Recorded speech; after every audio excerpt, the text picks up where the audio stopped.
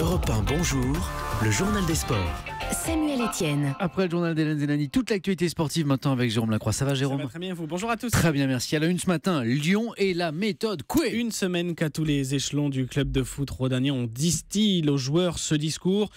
Vous pouvez le faire. Remonter 3 buts à l'Ajax Amsterdam et filer en finale de la Ligue Europa. C'est la tâche de l'OL ce soir à domicile en demi-finale retour.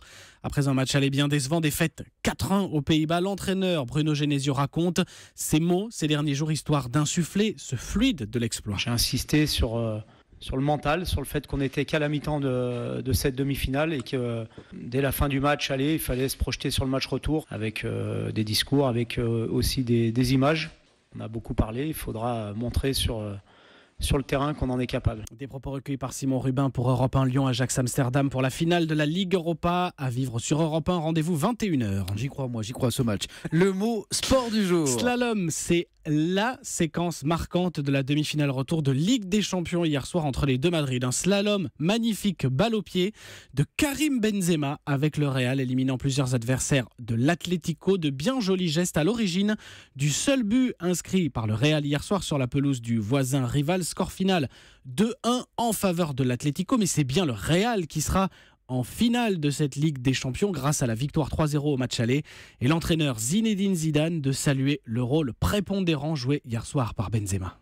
Il faut qu'il fasse toujours quelque chose de spécial ou de différent pour qu'on dise que c'est un grand joueur ou je sais pas, d'ailleurs qu'on soit positif avec lui. Et il sait qu'il apporte beaucoup à l'équipe, voilà. Un joueur de foot de toute façon, c'est pas que marquer des buts. Et lui, même s'il sait marquer des buts, il sait faire autre chose et il sait faire autre chose pour son équipe. Des propos recueillis par Henri de la Guérie à Madrid pour Europe 1. Zizou de retour en finale de la Ligue des Champions. L'année passée, victoire. Conserver le titre serait une première depuis que la formule actuelle de cette Ligue des Champions existe, donc depuis 1993. Les adversaires, ce seront les Turinois de la Juventus le 3 juin prochain à Cardiff. En bref, Madrid toujours, mais côté tennis, le joli coup de Benoît Paire, tombeur au deuxième tour hier de Stan Wawrinka, le Suisse 3e mondial, 7-5, 4-6, 6-2.